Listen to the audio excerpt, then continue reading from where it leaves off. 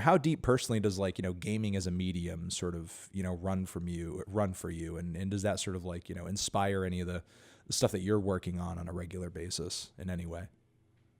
Yeah, I got really into video games when I was like 5. My dad and I had a Super Nintendo, and specifically, Yes. yeah, SNES. And Yes.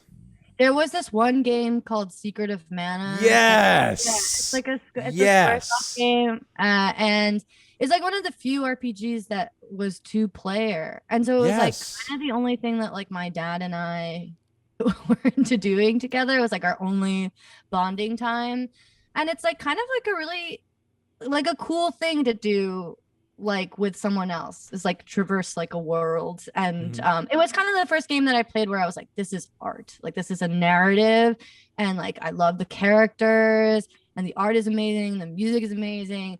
And it was like the first like real journey I like went on with my dad, and like when we finished it, it was just like such a like sense of like we had like really done something together. And I just love that feeling. And then I got a PlayStation, and started getting into all of the Final Fantasy games and Chrono Cross and Legend of Mana, which I'm really excited. I think it's coming out in a few days on Switch, the remaster. But I just basically got really into like I also like just grew up like being really into anime, so like all the games that like kind of looked like anime I was really into.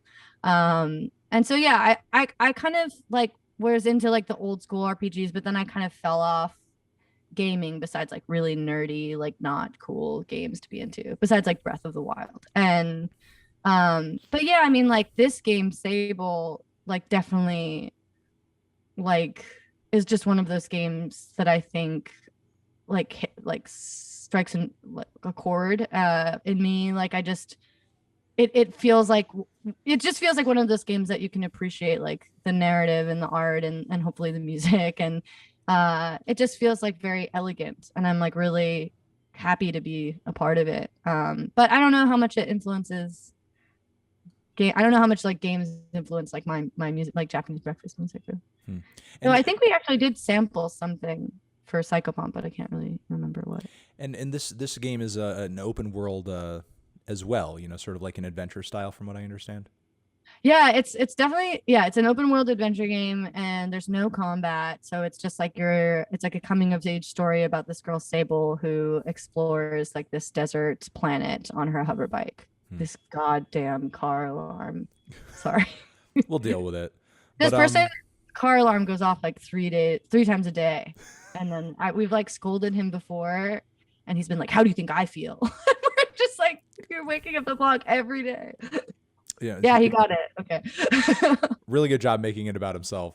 Yeah. Um, but yes, I mean, absolutely sick fucking game. I mean, every single time RPGs from that era come up, I feel like that game doesn't come up enough. I mean, like even Did you I, play I that game? You had a yeah, mana? What are you talking I about? can go in the basement. I get my cartridge. I got the cartridge for it, baby.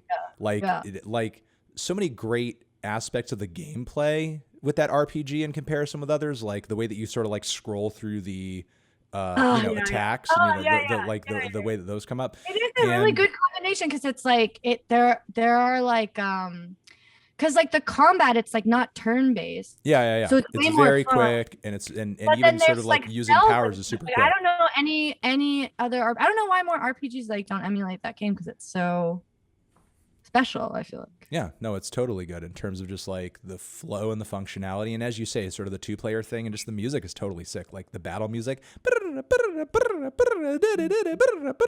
And like I remember personally being like, I can't remember what level it is, but I think like when you first run into that Thanos guy and sort of like that dark Yeah, church and everything with yeah, like yeah. Like all In the Pandora. like all the bell music and everything, like that Yeah, was yeah. Oh seriously yeah, dark shit. That was seriously weird yeah, dark yeah. shit. With those like weird floating guys that with the tomato. Yes, yes.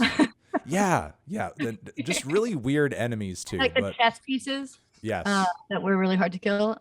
Yeah, yeah, that game is so good. I was so excited because they did like a remaster for it for like PlayStation 4 or something, and it Mm, was so bad. mm. They like turned it into a kids game. It was really disappointing. I downloaded the Switch bundle pack where they had like all the SNES ones like together in sort of like a couple Wait, really? TM. Yeah, they have like the The whole original Secret of Wait, Mana. really? Yeah, it's like Oh, it's like a on bundled thing on.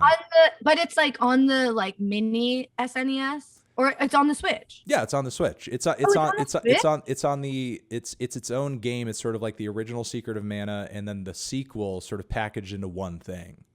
Uh, oh, I think I got that too, but I Okay. don't know. I guess yeah. Maybe I Yeah. need to revisit it.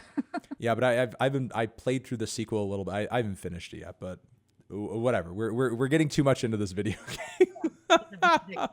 Thank you very much for watching this interview clip over on TND Streams. To see the full interview, click on the video link next to my head or down below, or hit up the link to subscribe to the channel or see our Patreon page to support what we do and get some extra bonus monthly content in the process. Anthony Fantano, forever.